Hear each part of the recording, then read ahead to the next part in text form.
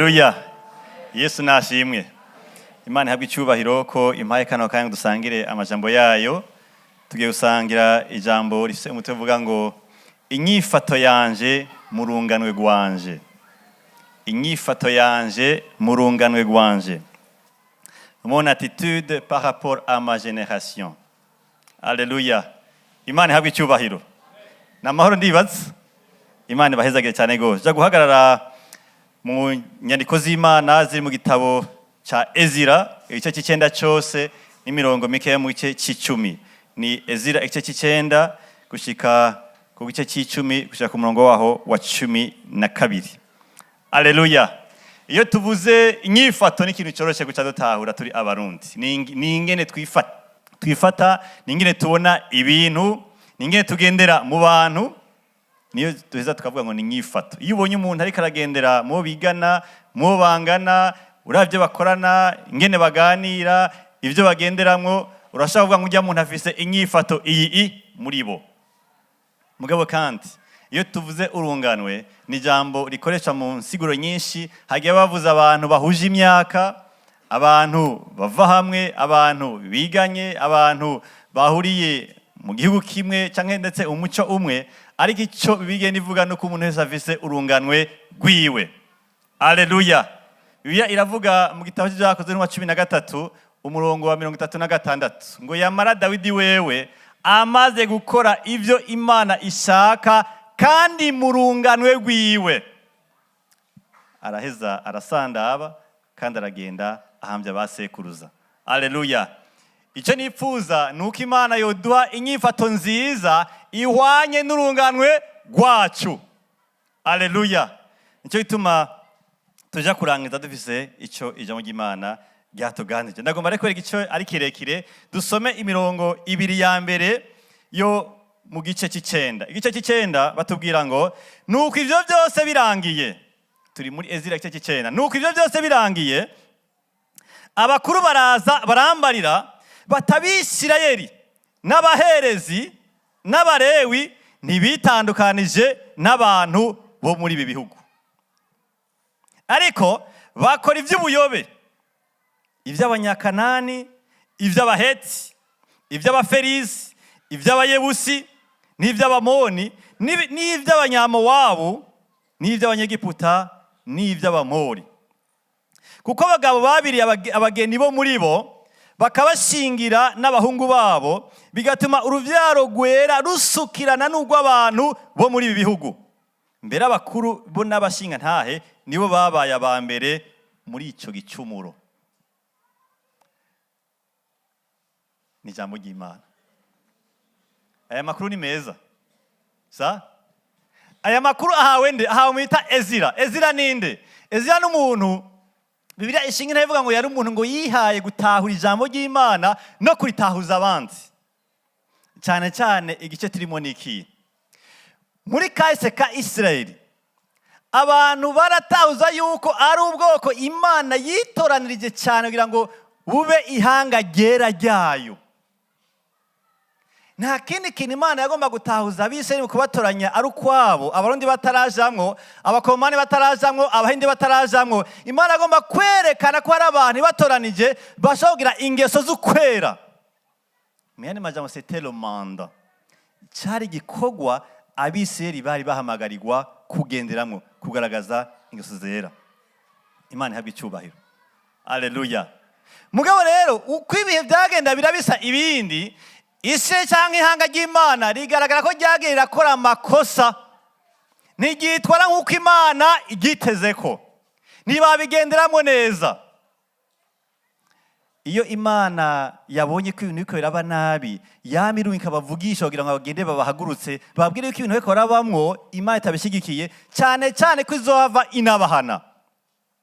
Nico gituma muzona uvugisho bwa Yeremiya, bwa Yesaya, bwa Ezekiel n'abandi bamaye ko bagenda kubwira abantu ngo bave mu byo bariko baragenderamo kugira Imana ntize have ihana, kuko Imana ihanye irahana, murabizi. Imana ihabwe icyubahiro.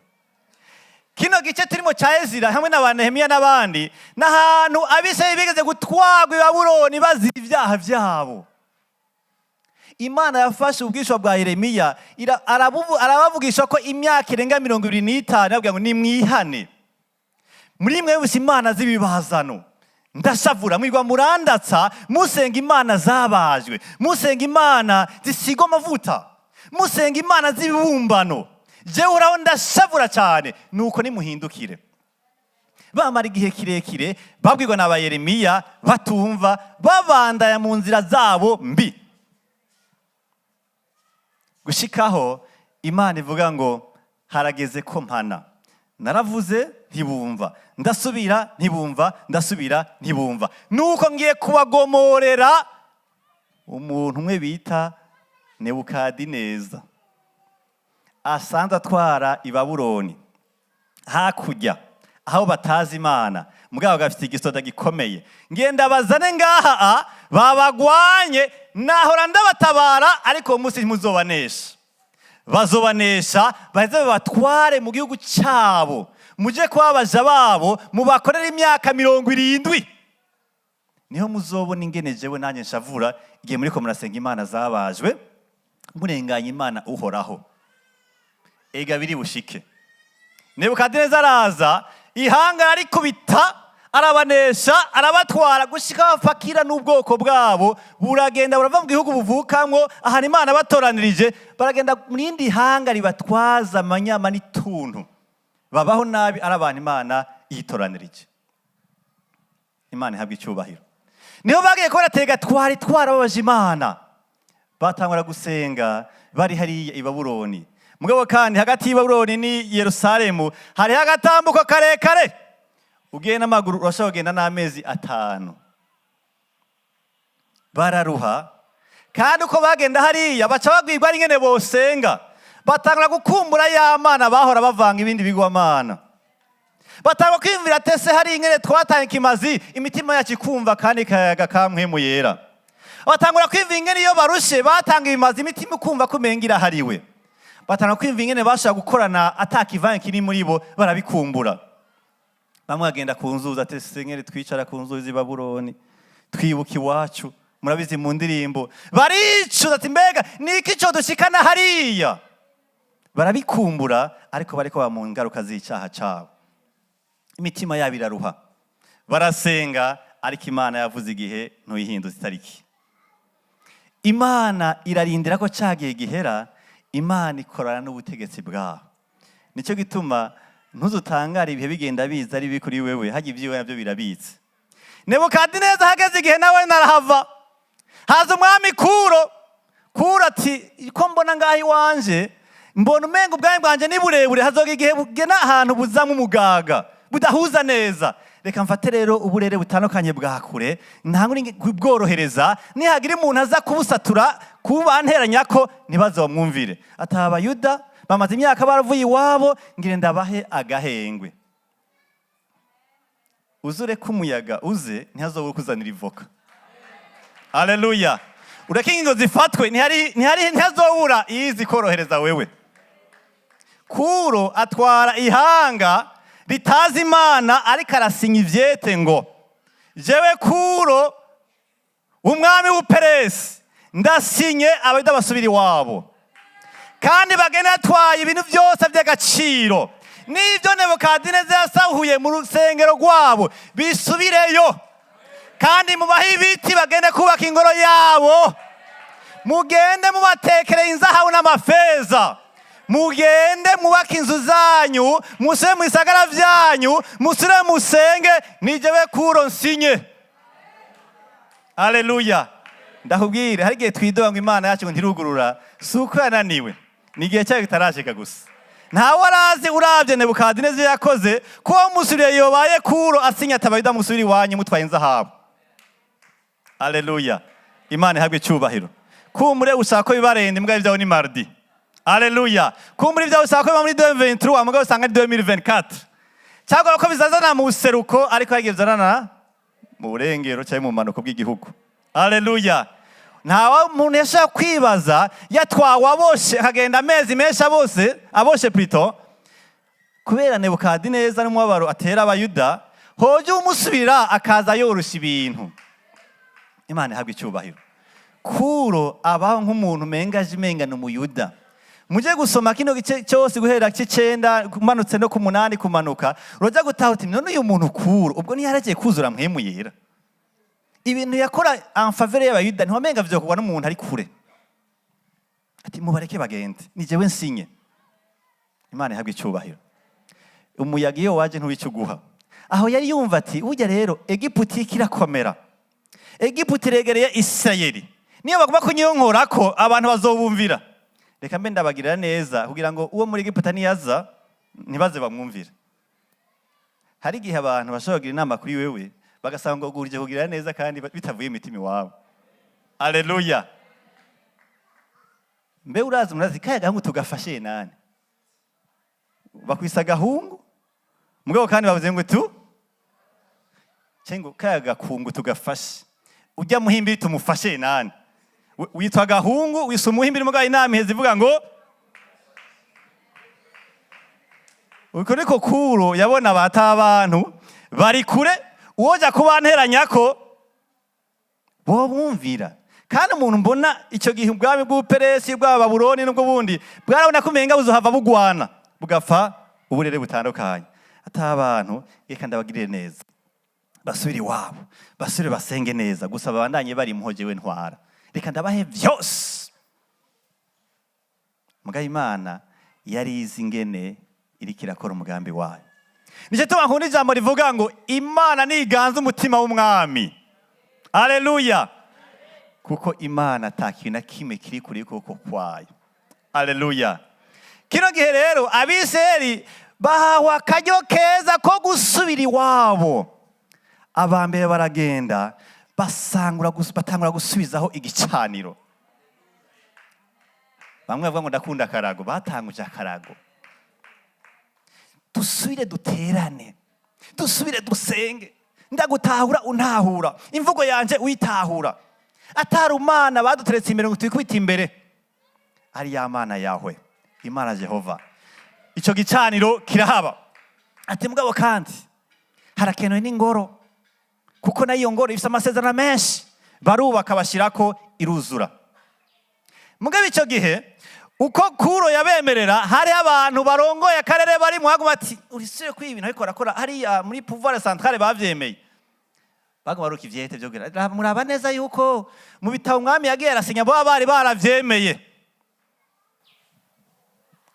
Ega Kuro akaronka icete y'umuguvernero kara ati uraraba mwami aba bantu muri kahise kabo ni ntagondwa abayida ntibumvira abantu bemeye ko basura kubaka ibisagara vyabo. Mbega urazi yuko uzoca ukena atakora uzosura kuronka ntibumvira nta nikora uzosura gutanga. Kuro ati biri mu bitabo vyanje mubareke babandanye bubaka.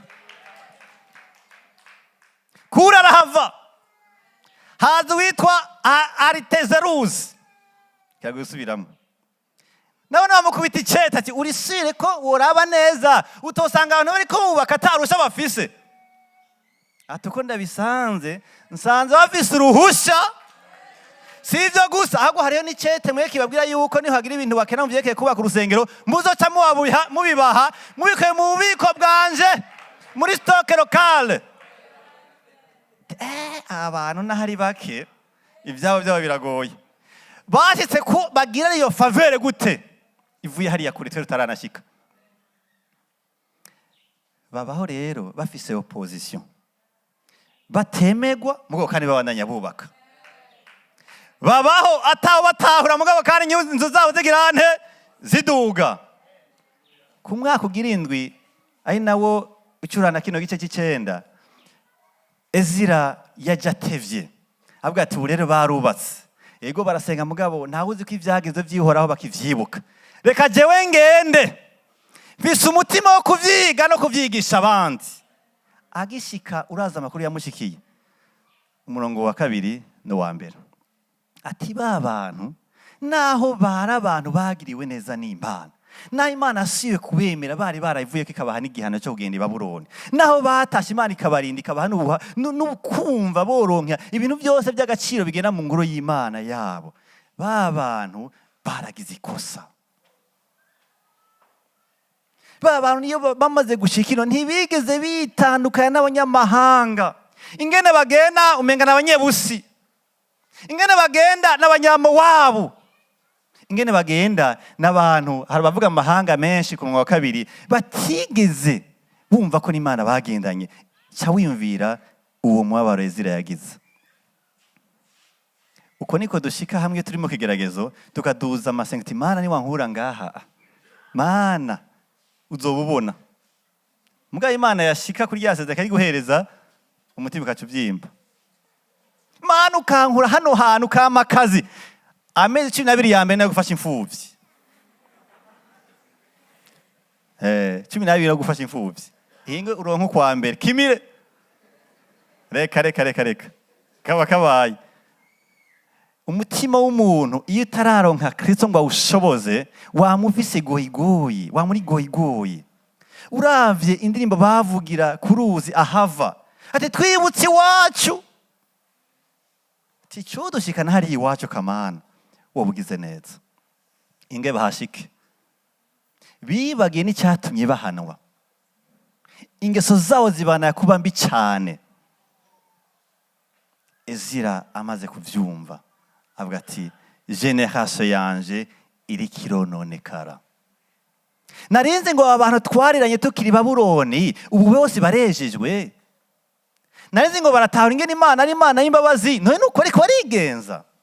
Narinze ngo imyaka 70 duhanwa barafashe leçon, baramenye ko hari ikintu Imana yatwigishije. Narinze ngo baratahuye ko Imana yacu Imana ifu ari Imana ifuha kandi ari Imana ihana. Ariko sivyo nsanze. Imana ihabwa icyubahiro.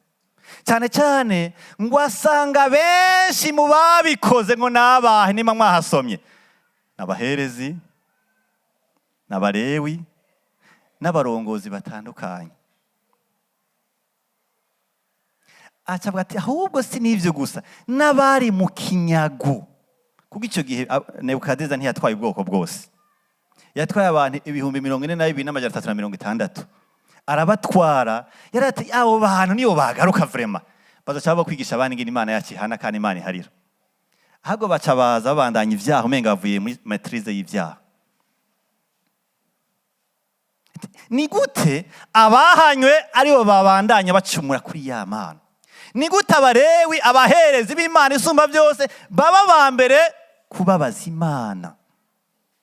Ni gute aba bantu by'ukuri bagira ahantu ukamenga Imana ntibamenyeranye ntibanazinanye kandi bahora ahantu bariko barigishwa nayo. Imana ihabwa icyubahiro. Nico gituma inyifato yacu par rapport à notre génération, inyifato yame duhamagarira kumenya ni kumenya yariyo. Nous devons définir, nous devons identifier notre génération. Imana ihabwa icyubahiro. Ugendera muri bande? Ni bande we wumva umenga uri muri bo kandi ukitahura muri bo? Ni bangahe ubona wewe mutahurana? Uri mu rungano rwa myaka ya 70 ingahe? Ni he wize, ni he ukora? Ni bangahe baguhanuza, ni bangahe uhanura? Hariho generation yawe. Kuri Ezira generation y'ubara abantu bavuye mu kinyago baca bongera baza kubaza Imana yarazi ngo bagire ente bagire batangure ahubwo kwigisha abandi kubaha Imana kuko bavuye ahantu bakosoregwa. Quelle est ta génération?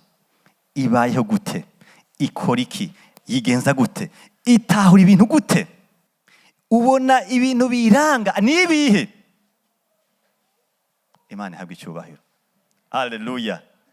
Yesu aravuga ati mbega muri Matayo 11 umurongo wa 16 gushaka kuri 19 ngo mbega burunganwe nkuru ndarugereranye niki? Matayo 11 badufashe kuri ecran. Matayo 11 16 gushaka kuri 19. Yesu nawe navuga ati generation ndayivuge gute kwiki ndayitahure gute?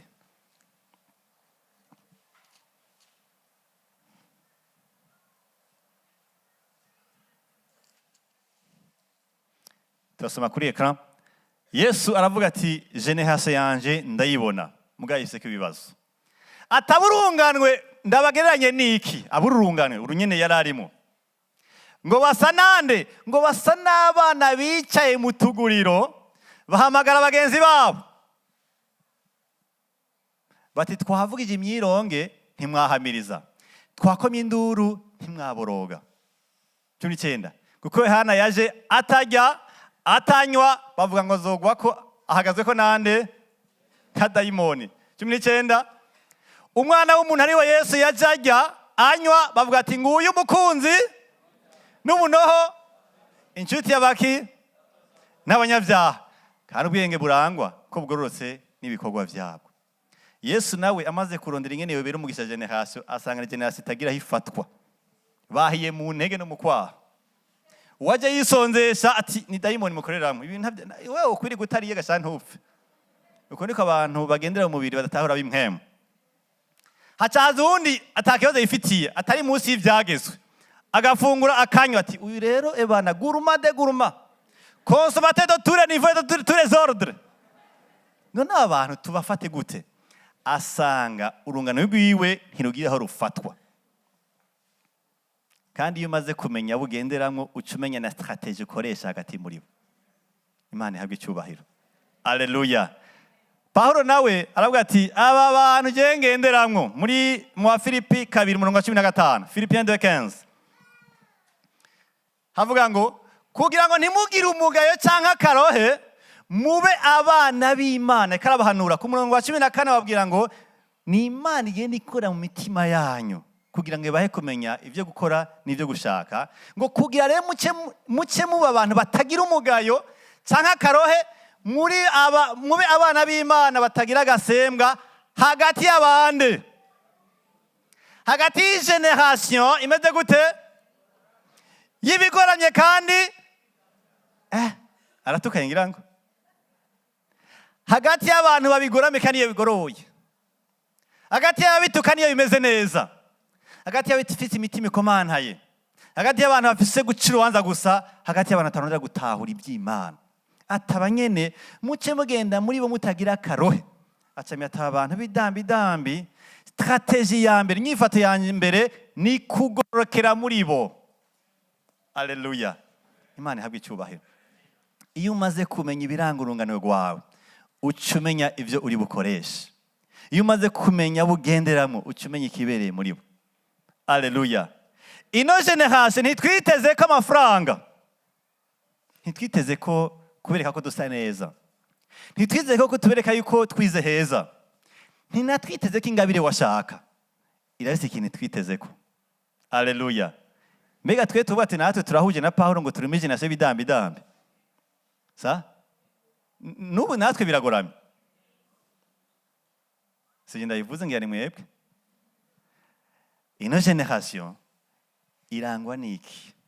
Ahari generation urashobora kuhashira igihugu. Ahari generation urashobora kuhashira abafise imyaka nk'iyo ufise. Ahari generation urashobora kuhafisa aba promotionnaire bawe. Ahari generation urashobora kuhashiraho mukorana. Barangwa niki? Wumva wokora iki? Ikintu Imana yarashiriho Israeli niko kugira ngo baronke affection, birangire muri affection. Niko kugira ngo Imana yerekane ibikorwa by'inkomezi zayo kuri buhama bite ngo twebwe Imana yacu iyo dukoze kirakwereka.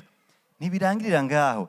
Yari ifite intumbere yuko hahijya mu bakarudaya, mu banyamo wabo, mu abantu bose bataramenya Imana bavuga ati iriya Mana niyo twifuza, duca hehe kugira ngo natwe twishikira. Imana ihabwe icyubahiro. Generation umenye nguri umuntu Imana yayitumyeko. Ni Imana yagutumye uvukira muri bajya.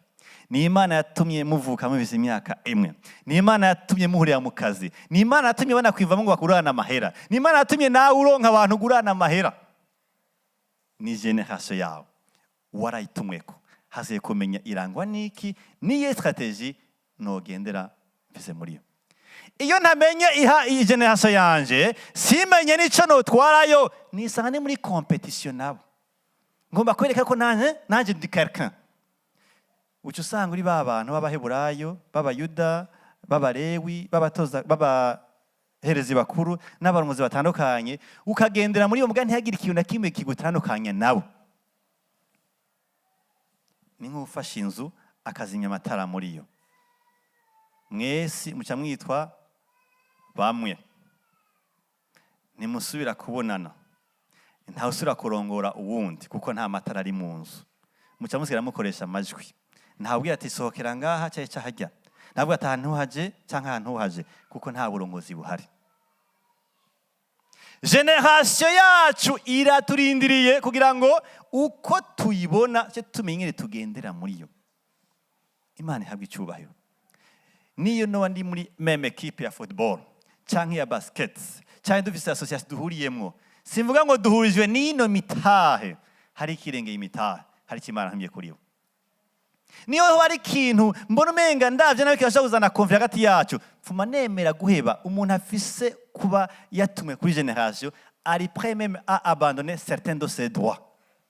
Hari ibintu ashobora guheba kubw'inyungu z'Imana kuko generation yayitumweko. Imana ihabwe icyubahiro. Turi muri generation y'abantu bakomerekejwe n'ingene twigenjeje. Biratangaje ingene haba amanama atandukanye agendera abakozi b'Imana bagiyemwo, iminsi yose bumva ngo muhanura abakozi b'Imana. Turahana amatara yazimye bene data. Ni gute abo babazwa ivy'ingeso z'abantu ari bagenda kuzikosorerwa? Duhanura abakozi b'Imana.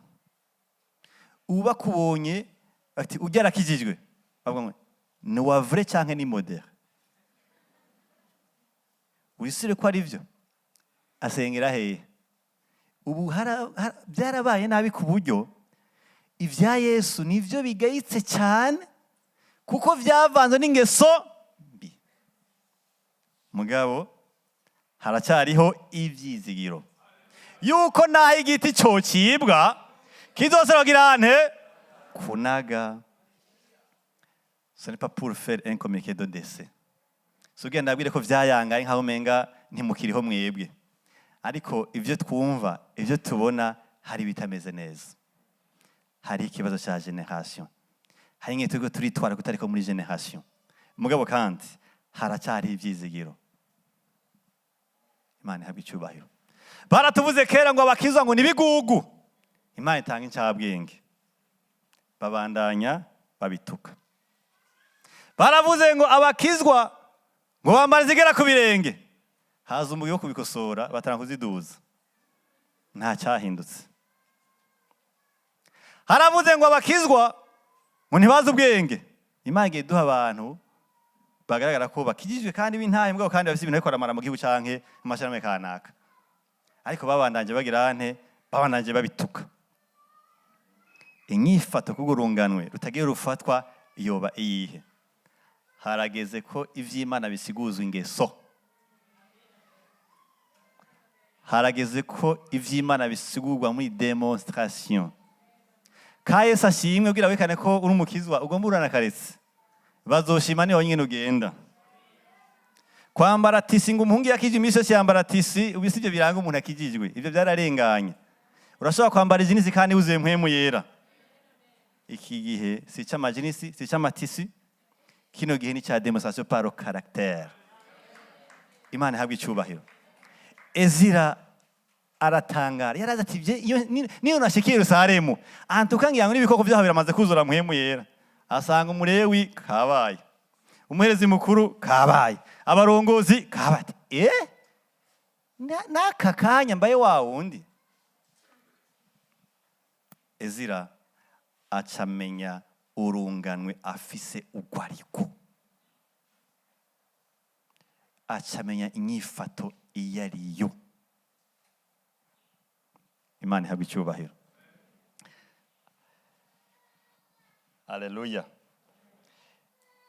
Icambere nuko nayivuze yabanje kumenya arabaha indondoro umudondoro wabose atabantu nabahoze hariya mugabo ntibumva. Aba bantu nabahawe ubuntu bwo kurongora abandi mugabo ntibumva. Abantu bahawe ibango mu by'urusengero mugabo ntibumva. Aba bantu niye strategie ibereye kuri bo. Ni gute nogendera muri bo. Bari barahawe ubuntu bwo kugaruka mu gihugu cyabo nkuko natwe twahariwe muri Kristo Yesu. Twashobora gusanga ubuntu twagiriwe tuko turabufisha ubusa. Icya kabiri yagize tugisanga ku murongo wa 3 gushaka ku murongo wa 15. Ni mirongo myinshi mugabo torera ku murongo wa 3. Umurongo wa 3 uvuga gute? Ezira 9 umurongo wa 3.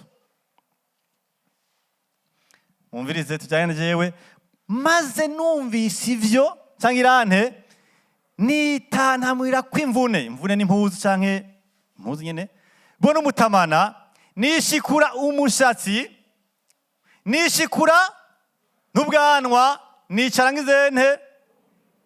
Mbega ivyo bitumye akora ivyo nivyo yakoze, ababajwe n'ibitari vyo kwande n'ibitari ivyiwe.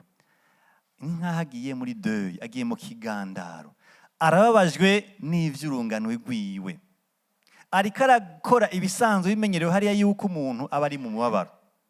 Hamwe barisiga umunyota, ahandi bagakora nk'ivyo naho yakoze. Ati ndababaye, arita imvune, impuzu aratabura, arishikura ubwanwa, arishikura umushatsi, aricara yumiwe. Iyo ubonye abantu mugendana bariko barakora ibitari vyo urumva ubabaye. Sindakubesha, hari igihe bicana umuntu mu rubanza atari n'umugenzi wawe, ukaba uri hagati y'abantu umwe babiri, ukaba uri hagati yabo mutanaziranye, ukumva yuko aravuga uti mana sinzi ko abantu nk'aba babaho, sinenzi ko umuntu nk'uyu aba ngaha ku isi akayigenderako, arosha igikoko kuba igikoko. Hari igihe ugenda mu nama z'abantu cyo kumva uri muri bus abone ko baragenda babwirana ibintu uti bagafunika ibintu. Sinzopfa nibagiye umunsi umwe ndiko ndimosha ngaha mu Gihosha, ndanumva n'umupastor avuze ngo hajya nzopfa ndyasha, hajya nzopfa ndya. Ubundi nawe ati kaka dose kanje ega niko nagenda muri retraite sha ndakeneye mfashe kugira ushira agashengero, niko nagenda muri retraite kubera urugezo rwo gupfa kw'abantu. Hari n'abageze ahantu babwira ngo tumwice tuzocihana. Imitima y'abantu isigaye yarabaye mibi cyane, mugabo n'igihe itararonka Yesu. Ezira amaze kuvyumva yariza amosozi, atavuye ku vyo yakoze, avuye mu vy'urungano rwiwe rwakoze, kuko atahura ingene Imana azi kwibabara ibabajwe n'ivyo abantu bayo bakoze. Ezira nta kindi cyamuranze bwa mbere na mbere, yagize umubabaro. Ubu abantu benshi nous sommes sensibles à la pauvreté, dukarira ubukene, nicyo kintu kidukoza ko ku mitima. Ariko umusambanyi tubana dupanze mu nzu imwe umenga n'ibisanzwe. Ubu muntu w'ingeso mbi tuvukana ntadutere umubabaro, umenga n'ibisanzwe. Ariko ubu yaravuze ati uyu muntu Imana yo mu ishusho yayo bakariko akora ibi n'ibi ntibabaje, arababara atabaje n'ivyo yakoze we, ababaje n'ivyo urungano rwiwe rwakoze. Gatatu kane, mungu wa kane, maze ahondi hakoranira abahindisha agashitsi bose n'amajambo y'Imana y'Abisirayeli kubw'igicumuro c'abavuye mu kinyago. Ni waba ufise umutima wo gukosora ibintu ngaha kwisi nzobura abantu mufashanya. Hari ibintu byose bibura uburongozi n'abantu barahari. Ngo amaze kubona akagaragaza umubabaro afise, ngo hari abandi bantu bari bafise none umubabaro y'amakuru bagiye kumva, baca baraza bamusanga ahari. Haza abantu bahindisha agashitsi bose n'amajambo y'Imana y'Abisirayeli kubw'icumuro c'abavuye mu kinyago. Les exils bagarutse, nkomeza kwicara nk'izente gushitsaho igihe cyo gutanga ikimara cyo cyane kera gishika. Gatanu,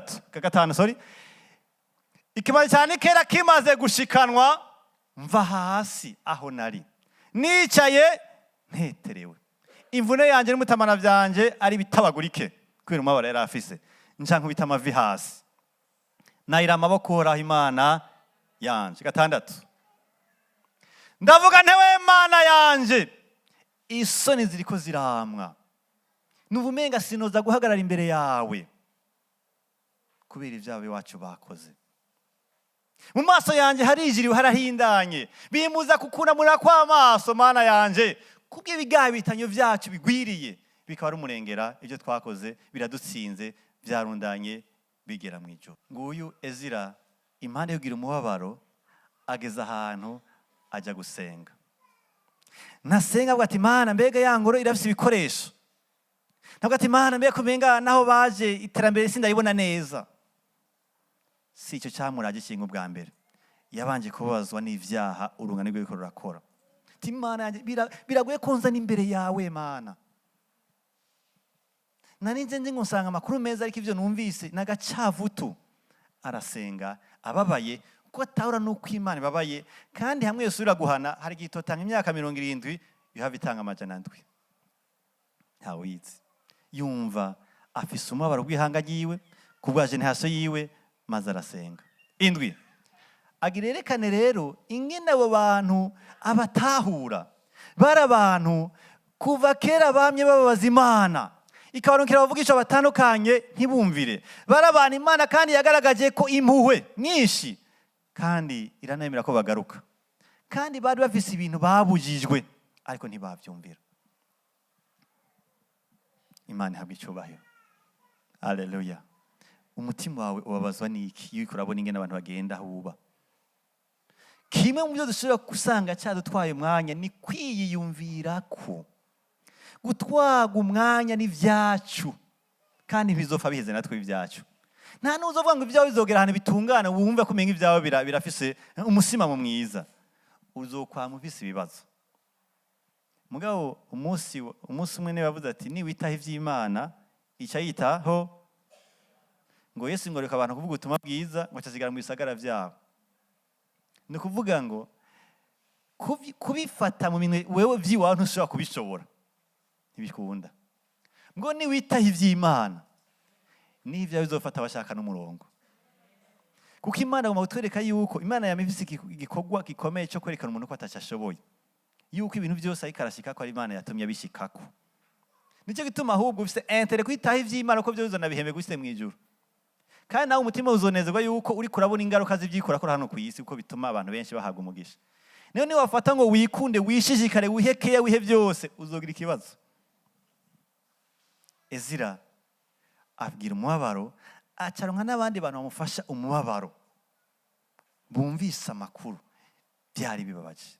Abavyeyi yumvise umwana yakoze ikosa ku ishure canke ahantu mu kibano, baragira umubabaro ati umwana wanje yakoze ibi. Bava bibaza ngo je namutumye, mu je sinareze. Siko bavuga kera, iyo umwana akoze ikosa icagitirirwa abavyeyi biwe.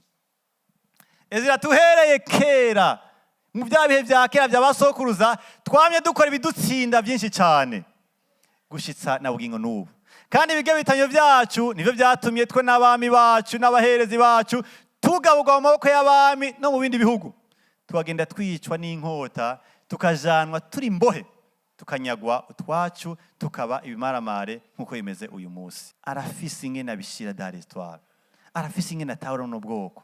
Umunani, ariko noneho muri aka kanya gatoya Uhoraho yaratweretse ikigongwe ciwe, adusigariza amasigarira, adushimangiye nk'umusumari ahera hiwe, kuko barakunze baraharigwa imbabazi, bahabwa okaziyo yo gusubira iwabo, kugira ngo akeshe amaso yacu asubire hamere neza, dusubira gutinyuka Imana kuko Imana yaduhariye, aduhembure buhoro mu bugurano bwacu.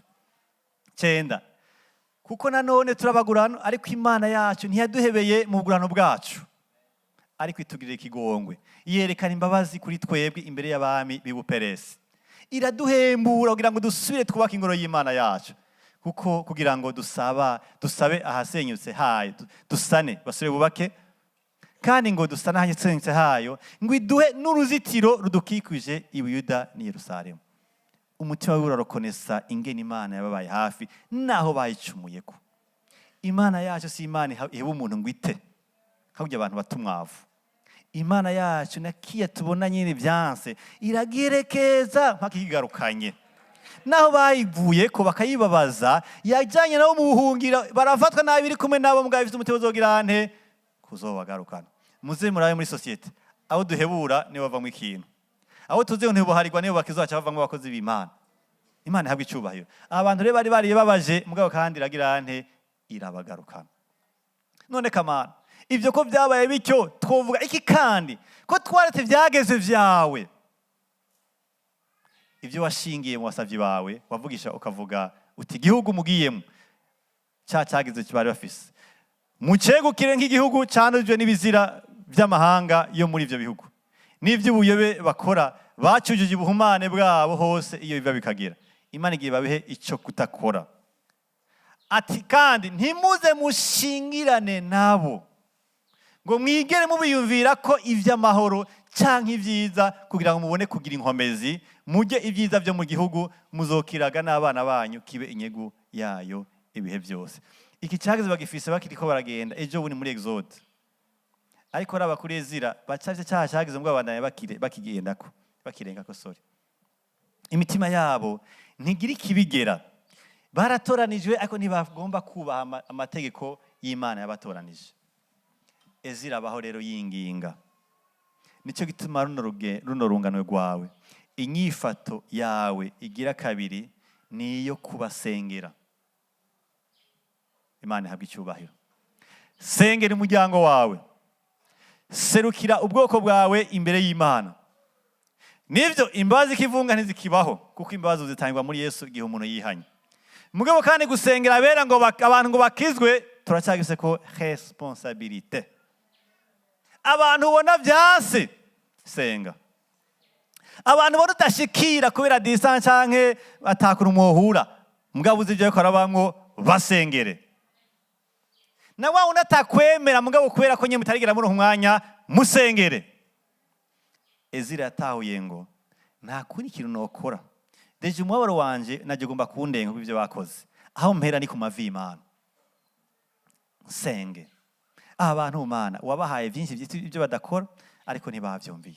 Wari waraduheretse urukundo rwinshi ntibigeze barubona. Mana ndakwinginze. Noba nkiza imbere yawe ego noza kubise kigongwe. Wari waduhaye amategeko ntitwayumviye ariko ndaje. Imana ihabwa icyubahiro.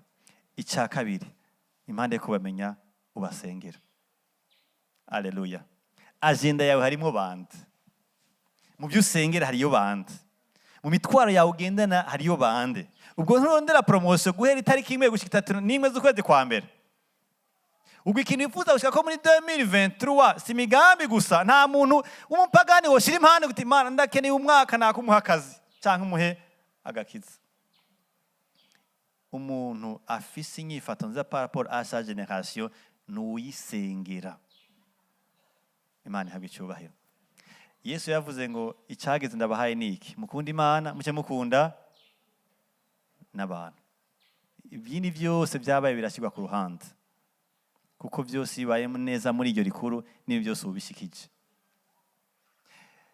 Enda guhanura udashikira umusengera ushikira umuganiriza. Enda guhanura ujye atakwemera kuko birashika ntibakwemera. Na Paulo yamaze imyaka 13 batamwemera kandi ari ntwa mu bandi. Mugabo yabandanye yabuba. Basengere ubaganirize. Udashikira umusengere ushikira umuganirize. Ariko nturengane urungane rwawe. Uronsa akaryo ntureke kugira icyo uvuze. Uronsa akaryo ntureke kugira icyo ukoze kuko waratumwe. Ntiwigire igishomeri kandi Imana yaguhaye akazi. Ntiwihikiraka cha desomere kandi wahawe CDI contrat en durée. Imana ihabwa icyubahiro. Urafise abantu batumwe. Hari umuntu iyo mwicaye impande y'umenga arakize ujya nta wundi muntu azomufasha ni wewe.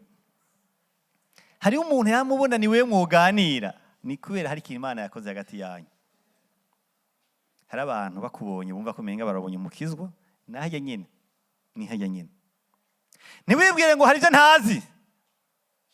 Biyo utazi ntavyo Imana izogukoreshamo izobikoresha ku bandi ariko ibyo uzi birahari.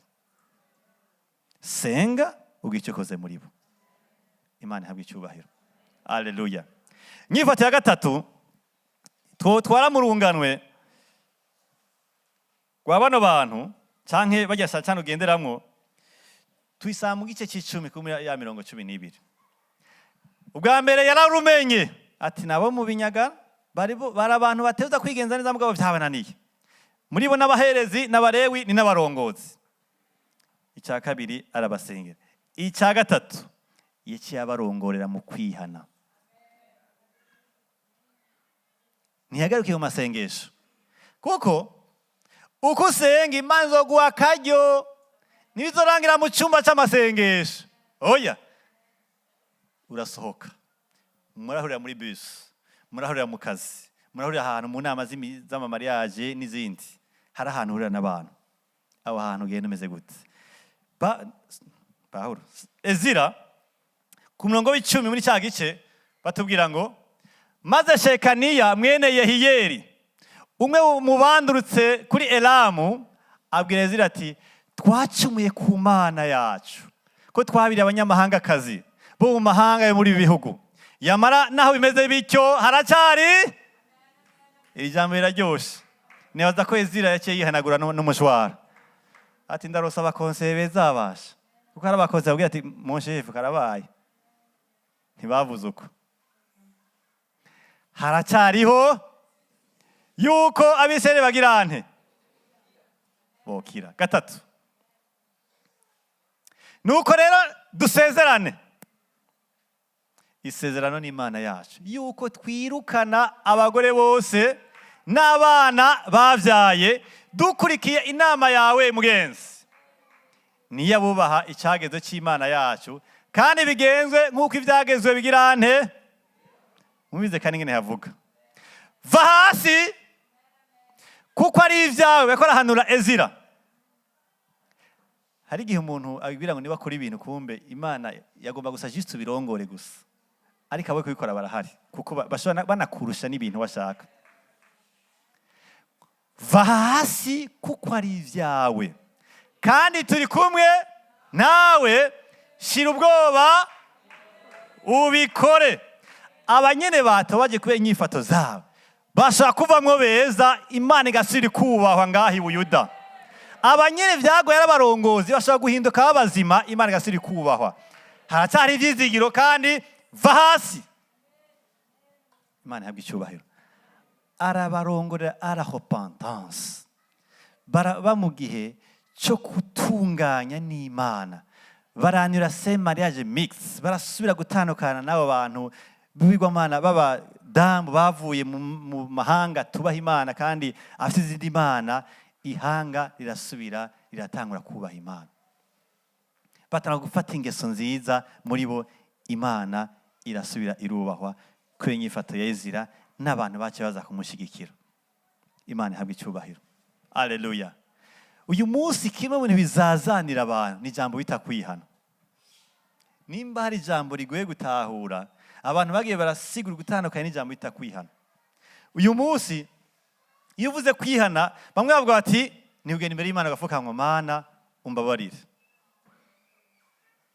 kandi umenga ni kwihana niko bagiye baritubwira, ku buryo benshi babona umenga iminsi yose agira aryame abanza gusaba Imana imbabazi ku byo yakoze ku munsi wose. Mbega niko kwihana k'ukuri? Abandi nabo bati kwihana ni kwatura imbere mu rushengero. Je nararonka ahantu ndacaturira imbere, jewe sinumva ko ndagiharigwa, kandi n'Imana mpariya niho nzoba nihanye. Ijambo kwihana ni ijambo risigura guhindukira. Ahi Burundi byaraducanze gate kuko abakizwa baje bavuye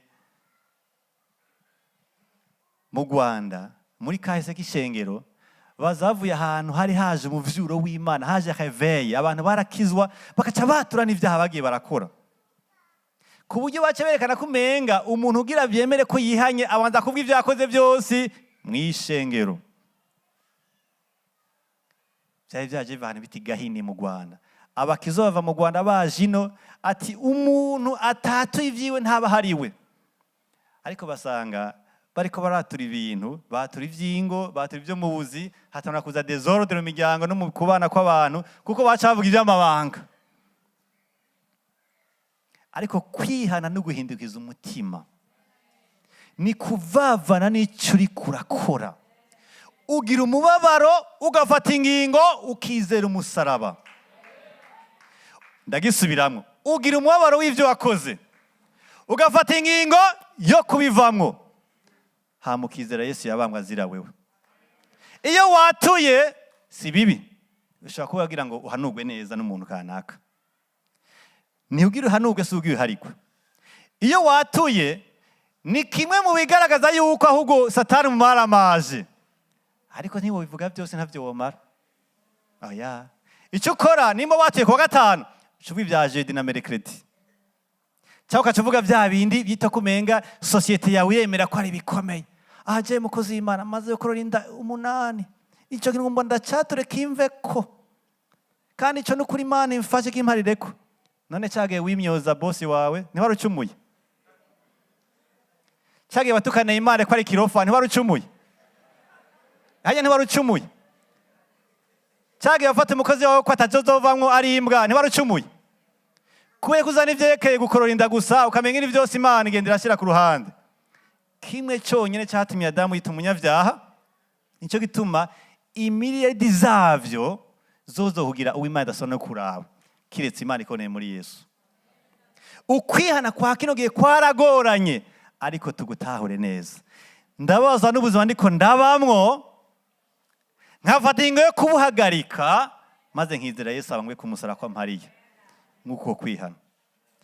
Urungano rwa kino gihe, ndasabwa kurongorera mu kwihana kukuri.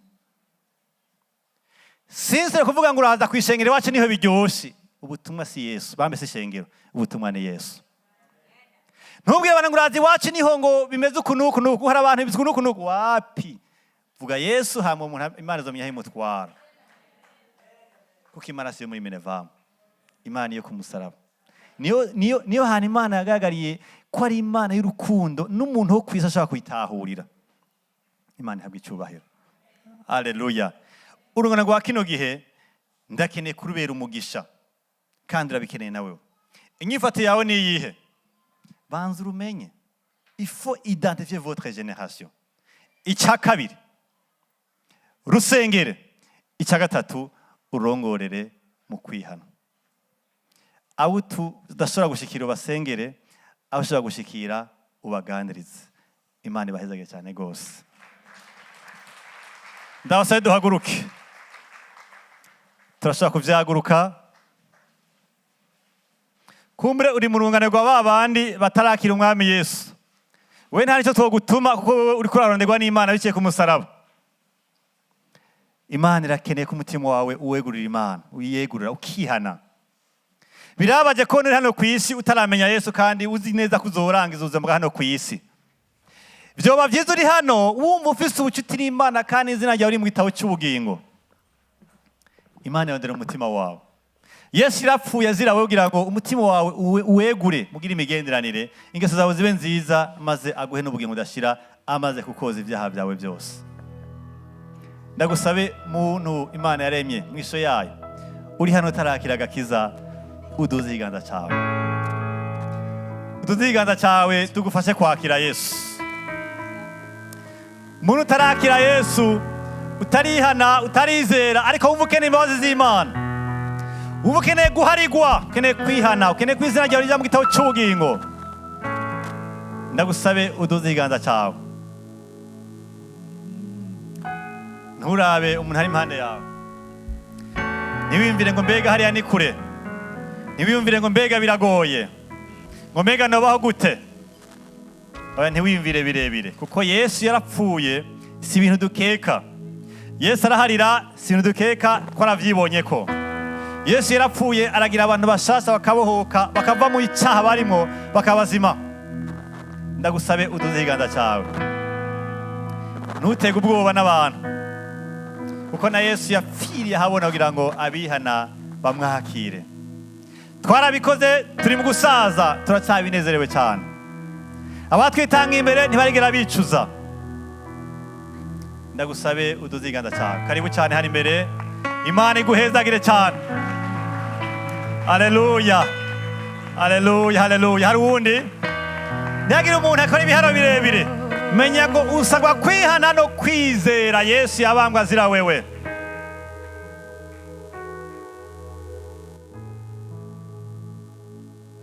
Iyo muntu yoba hari wundi kayemwe. Imana irakurondera gose. Yesu aragukunda. Yesu aragushaka.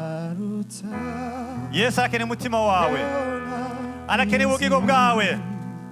Yesu ni umucunguzi wawe. Ndabona kuko nize kwizera amahoro Yesu aruta yona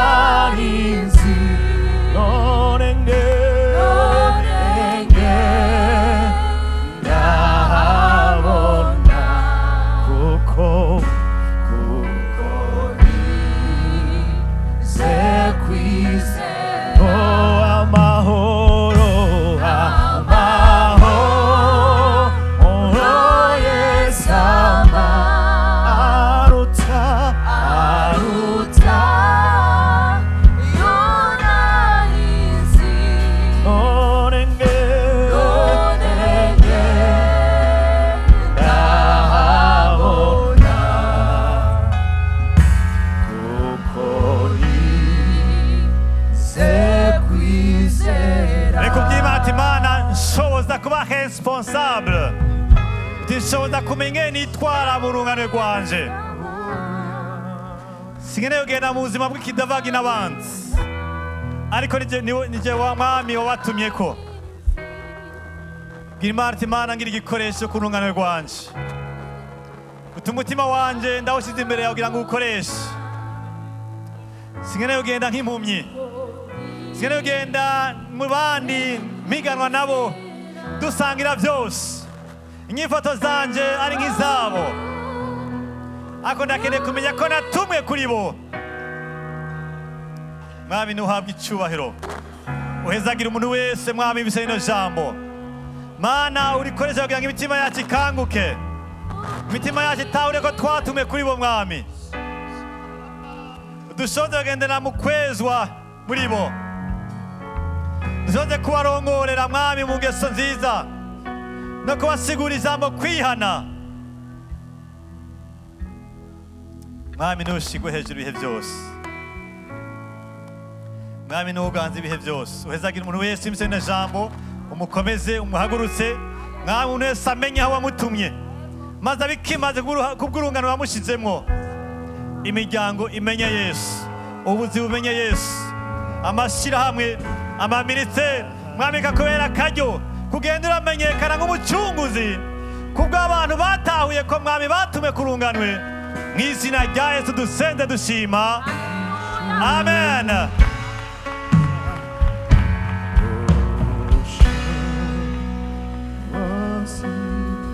Imana ibahezagire cyane